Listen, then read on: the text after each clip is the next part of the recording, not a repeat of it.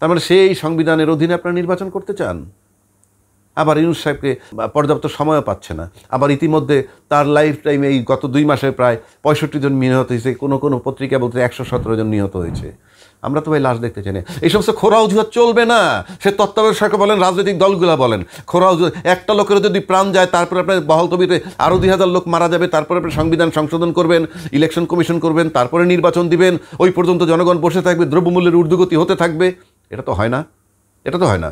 এই দুইটা ভাইটাল জিনিস আপনাদেরকে করতে হবে। কেন রাজনীতির ঐক্যমত্য হচ্ছেন না? সবাই কি আপনারা লুটেরা না লোভী, না কি আপনারা চান কি? ঐক্যমত্য আসতে পারতেছেন না কেন?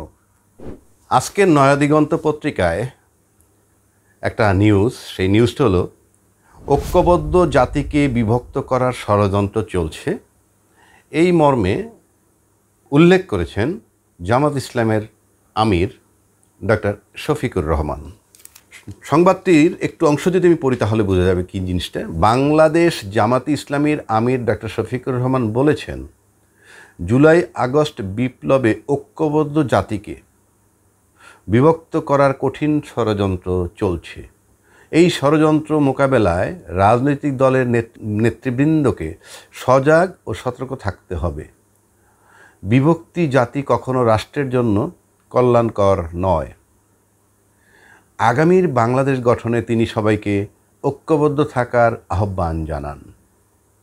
গতকাল রাজধানীর কাকরাইলস্থ institute of diploma engineers Bangladesh মিলনায়তনে জামাতে ঢাকা মহানগরী দক্ষিণের নবনির্বাচিত আমিরের শপথ গ্রহণ অনুষ্ঠানে প্রধান অতিথির বক্তব্যে তিনি কথা বলেছেন।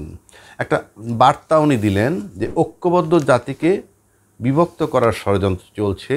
তার সাথে উনি জুলাই আগস্টের অভ্যুত্থানকে রিলেট করেছেন। খুবই যৌক্তিক, কারণ জুলাই আগস্টের অভ্যুত্থানটাকে কেন্দ্র করেই জাতি ঐক্যবদ্ধ হয়েছিল এবং ছাত্র জনতা, শ্রমিক এবং পেশাজীবী, শ্রমজীবী যাই বলি না কেন, সবাই ঐক্যবদ্ধ হয়ে একটা সরকারকে ক্ষমতায় বসানোর জন্য একটা ম্যান্ডেট তারা দিয়েছিল এই জনগণ।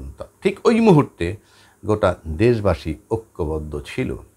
পরক্ষণে যখন আমরা তারা ওত নেওয়ার পর একটা সময় ঘনিয়ে আসলো, তখন আমরা দেখলাম নানা ধরনের বক্তব্য আসতেছে। কেউ নির্বাচনের জন্য সরকারকে সময় দেয়, সব দলই সময় দেয়, আবার পাল্টা নির্বাচন চায়, এরকম বিষয়। শুধু তাই না, একেবারে সম্প্রতি ঘটে যাওয়া যদি জাতীয় পার্টির মিছিল মিটিংয়ের দিকে তাকাই, সেখানে দেখা গেল যে তাদের এটাকে ধাওয়া পাল্টা দেওয়া হয়েছে এবং তাদের মিছিল বা মিটিংকে প্রতিহত করার জন্য ছাত্র বলতে এই মুহূর্তে বৈষম্য বিরোধী ছাত্র যারা, তারা এটা সাংঘাতিকভাবে প্রতিহত করেছে। তারপর আবার পুলিশি নিষেধাজ্ঞা আসছে যে আপাতত কেউ জনসমাবেশ করতে পারবে না। এখন প্রশ্ন হচ্ছে, জাতীয় পার্টি যখন মাঠে নামলো তখন তাদেরকে প্রতিহত করতে আরেকটা ছাত্র গ্রুপ গেল। সে ছাত্র যেই হোক, সে বৈষম্য বিরোধী হোক, সমন্বয়করা হোক, কিংবা নাগরিক কমিটির লোক হোক, এই যে পাল্টা কর্মসূচি একই দিনে দেওয়ার, যেটা আমরা অতীত কালচার আমাদের, অর্থাৎ ক্ষমতাসীন আওয়ামী লীগ যখন ক্ষমতায় ছিল, যাদেরকে আমরা স্বৈরাচারী সরকার বলি, তারা যখন বিএনপি মিছিল ডাকতো বা সমাবেশ দিত, একই দিনে তারা শান্তি সমাবেশ ডাকতো। মানে শান্তির প্রতিষ্ঠা তারা করতে করতে এমন একটা পর্যায়ে গেছে যে ছাত্র জনতা তাদেরকে বিতাড়িত করতে বাধ্য হয়েছে তাদের শান্তির নমুনা দেখে। তো আজকে যেহেতু উনি, তখনও কিন্তু আওয়ামী লীগ এই ধরনের বক্তব্য দিত যে গভীর ষড়যন্ত্র চলতেছে, জাতিকে বিভক্ত করা যাবে না, এই মুক্তিযুদ্ধের পক্ষের শক্তি বিপক্ষের শক্তি লড়াই, বিপক্ষের শক্তিরা মাথাচাড়া দিয়ে উঠতেছে, ইত্যাদি ইত্যাদি। তাহলে এখন ষড়যন্ত্রটা, জাতিকে বিভক্ত করার ষড়যন্ত্র চলছে, পরিষ্কার করতে হবে ওনাকে যে কীভাবে, মানে কে ষড়যন্ত্রটা কারা করছে, ষড়যন্ত্রকারী কারা। এমন কথা মনে হয় 1 নম্বর হলো ক্ষমতায় থেকে জানা যায়, আর 2 নম্বর হলো যদি অন্য কেউ জানে সেটা হলে তাহলে তাদের কাছে ইনফরমেশন আছে। এখন ঐক্যবদ্ধ ছিল জুলাই আগস্টের আন্দোলনের কোনো সন্দেহ নাই, 5ই আগস্ট আন্দোলন পর্যন্ত এবং ওত নেওয়া পর্যন্ত। তারপরে আমরা আস্তে আস্তে ধীরে ধীরে দেখতেছি অতি সম্প্রতি যেটা হয়েছে, একটা অভ্যুত্থানের পর যখন একটা সরকার ক্ষমতার থেকে বিতাড়িত করে, তার রাষ্ট্রপতি যখন ক্ষমতায় আবার বসে থাকে, তখন রাজনৈতিক দলগুলো যখন বলে যে এই রাষ্ট্রপতি অপসারণ করতে গেলে সাংবিধানিক সংকট হবে, আবার কিছু রাজনৈতিক দল যাদের কোনো লোকজন নাই বললেই চলে, তারা আবার বলতেছেন রাষ্ট্রপতি অপসারণ দরকার, তবে সাংবিধানিক জটিলতা যাতে না হয় সেটাও খেয়াল রাখতে হবে। তাহলে ঐক্যবদ্ধ বা বিভক্তি করার ষড়যন্ত্র কোথায়? শুধু রাজনীতিবিদদের ভিতরে। এখানে আমজনতা বলতে কিছু নাই। আমজনতার সাথে কাজ কি? আমজনতা নাকি কোনো মিটিং হয়? আমজনতা নাকি কোনো মিছিল হয়? আমজনতা বলতে কিছু নাই। আমজনতা বলতে সকল যারা বলতে এরা হয়তো দেখা গেল যখন যারা একটু ভালো ফর্মে থাকে তাদের পিছনে ঘুরতেছে। আজকে ছাত্রলীগের বহু লোক আছে যারা নাকি এই সমন্বয়কদের পিছিয়ে ঘুরতেছে, কারণ তারা চিনবে না। কোত্থেকে চিনবে? তারা ডাকলে আসতেছে, তারা কারা আসতেছে? সামনে ঘুরে পরিচিত করতেছে নিজেকে, আমরা সমন্বয়কের সাথে আছি। তারা হতে পারে ছাত্রলীগ বা হতে পারে অন্য দলের কর্মী। হ্যাঁ, তবে বিএনপি জামাতের কর্মী হবে সেটা আমরা বিশ্বাস করতে চাই না। তাহলে আপনার বিভক্তিটা কোথায়? বিভক্তির রাজনৈতিক দলের মধ্যে আপনি ঐক্যমত্য হতে পারতেছেন না। তাহলে এই বিভক্তি আপনাদের থাকবে। আপনারা রাষ্ট্রপতি সরাইতে পারতেছেন না। রাষ্ট্রপতি আপনার সরাইলে কি না সরাইলে কি আমার প্রয়োজন নাই বা আমি বুঝিও না। কিন্তু স্বৈরাচারী সরকার পতনের সাথে তার তো অপসারণ খুবই জরুরি ছিল। কেন আপনি ঐক্যমত্যে আসতে পারতেছেন না? 2 নম্বর হইল, এই রাজনীতিবিদদের সাথে যে আলোচনা হইতেছে তারা আমি দেখতেছি যে আমি তো কোনো পার্থক্য দেখতেছি না। জাতীয় পার্টির সমাবেশ হবে, আপনি কাউন্টার যাবেন, শান্তি মিছিল নিয়ে যাবেন, অথবা আপনাদের থাকবে। এখন প্রশাসন আপনার মাঠে নাই, আমরা লক্ষ্য করে দেখতেছি। আবার নির্বাচনের সংস্কার করবেন। আর সাধারণ লোকরই নিয়ে আপনার কথা বলতেছেন না কেন?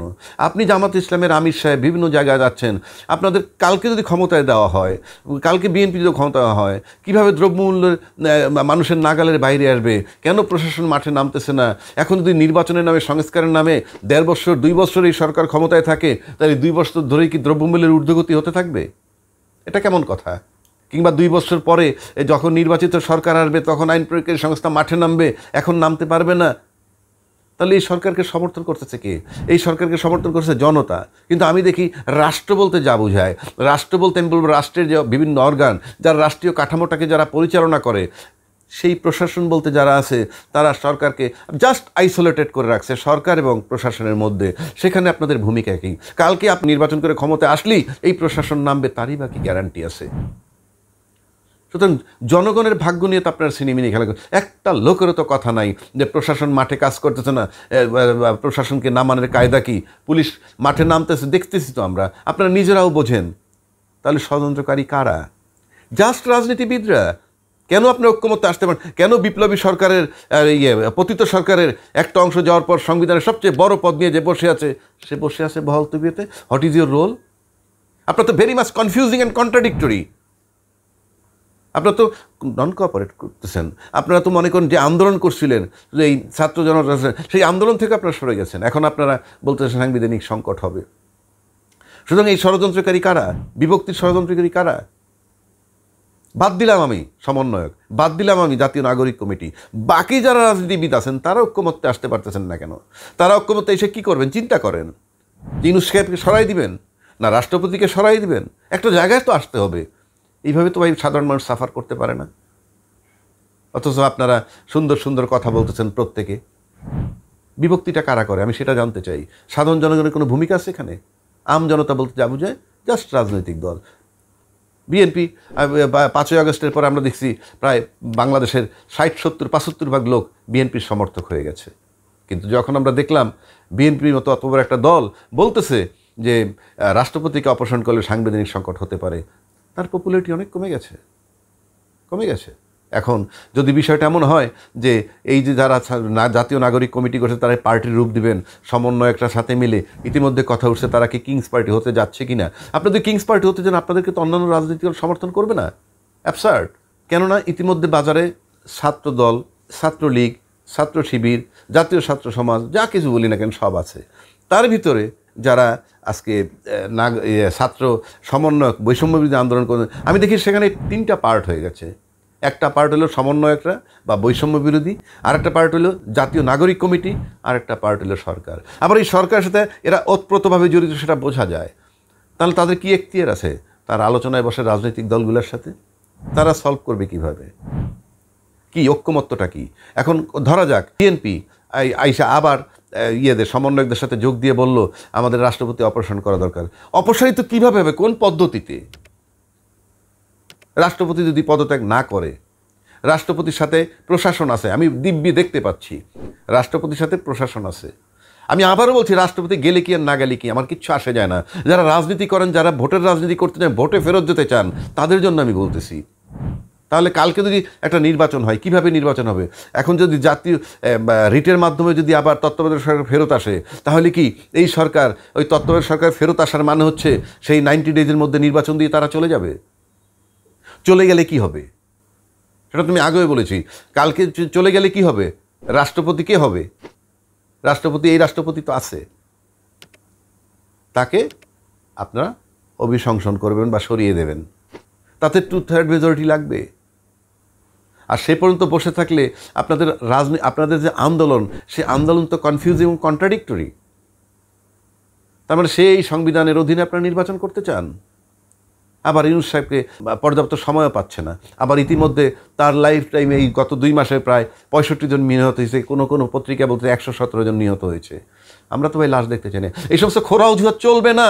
সে তত্ত্বাবধায়ক সরকার বলেন, রাজনৈতিক দলগুলা বলেন, খোরা অজুহাত। একটা লোকের যদি প্রাণ যায়, তারপরে আপনার বহাল তবিতে আরও 2000 লোক মারা যাবে, তারপরে আপনি সংবিধান সংশোধন করবেন, ইলেকশন কমিশন করবেন, তারপরে নির্বাচন দিবেন। ওই পর্যন্ত জনগণ বসে থাকবে, দ্রব্যমূল্যের ঊর্ধ্বগতি হতে থাকবে। এটা তো হয় না, এটা তো হয় না। এই দুইটা ভাইটাল জিনিস আপনাদেরকে করতে হবে। কেন রাজনীতির ঐক্যমত্য হচ্ছেন না? সবাই কি আপনারা লুটেরা না লোভী, না কি আপনারা চান কি? ঐক্যমত্যে আসতে পারতেছেন না কেন? দলমত নির্বিশেষে ঐক্যমত্যে আসতে পারতেছেন না কেন? হ্যাঁ, যে হয় প্রেসিডেন্ট থাকুক, ভালো কথা, রাখেন। রাইখে আপনি দ্রব্যমূল্যের ঊর্ধ্বগতি কমান, দ্রব্যমূল্যের নাগালের মধ্যে নিয়ে আসেন, প্রশাসনকে মাঠে নামান। আর নয়তো যে সংবিধান আছে সেই সংবিধানে নির্বাচন দিতে হবে বলে চাপ দেন এই সরকারকে। ইনফ্যাক্ট রাজনীতিবিদদের তো কিছু করার নাই। আমি দেখি সবাই বসে আছেন প্রশাসনের আশায়। প্রশাসন কোঅপারেট করে যদি আপনার প্রেসিডেন্টকে সরায় দেয়, প্রশাসন কোঅপারেট করে যদি ইউনূস সাহেবকে সরায় দেয়, এই প্রশাসনের উপর নির্ভরশীল আপনার সবাই। আমি দেখতেছি তো, প্রশাসনের বাইরে আপনি কি নয়। যেদিকে প্রশাসন সেই দিকে। আজকে যে দল বলতেছে রাষ্ট্রপতির অপারেশন হইলে সংবিধান সংকট হবে, ইট ইজ পিওর প্রশাসন আছে বলে তাদের পাশে। প্রশাসন কালকে সরে যাক, যদি রাষ্ট্রপতি পদত্যাগ করে, তখন কি বলবেন? তখন তো কিছু বলার থাকবে না। So it is very painful. এই যে জাতীয় বিভক্তির কথা বল, জাতিকে বিভক্ত করছে না, এটা রাজনৈতিক বক্তব্য রাজনৈতিক দলগুলা করতেছে। আপনারা নতুন সমন্বয়কদের মানতে পারতেছেন কি, সে ব্যাপারেও কথা বলেন না।